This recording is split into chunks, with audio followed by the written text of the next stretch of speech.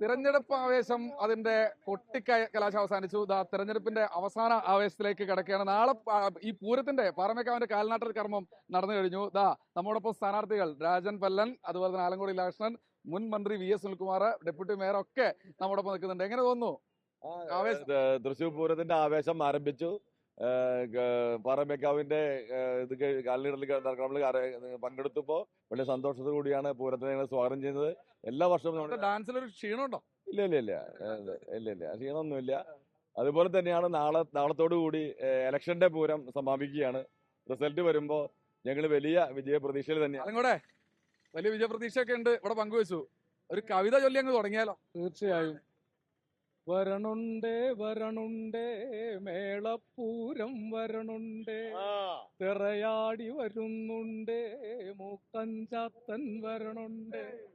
വരണുണ്ടേ വരണുണ്ടേ മേളപ്പൂരം വരണുണ്ടേ, വരണുണ്ടേ വരണുണ്ടേ വെടിക്കെട്ട് വരുന്നുണ്ടേ.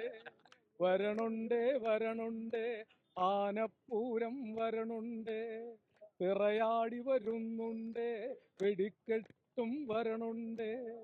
വരണുണ്ടേ വരണുണ്ടേ മനുഷ്യപ്പൂരം വരണുണ്ടേ, മനുഷ്യപ്പൂരം വരണുണ്ടേ.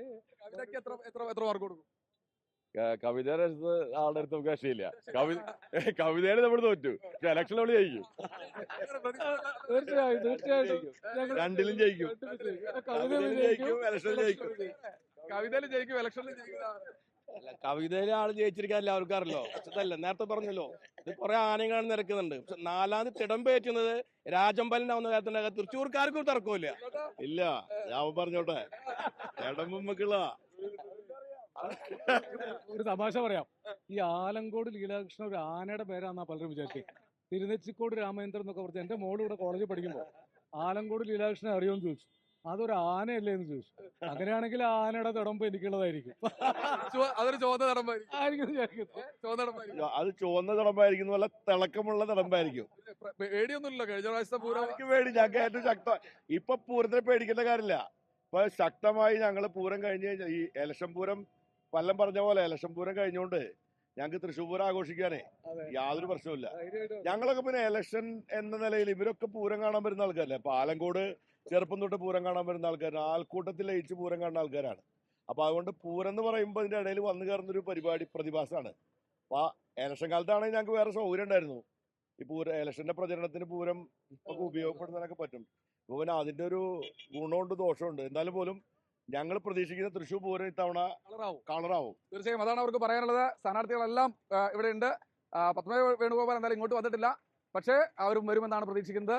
ബിനേഷ് ബാബുരാജിനൊപ്പം C. ശ്രീകുമാരൻ, 24 തൃശ്ശൂർ.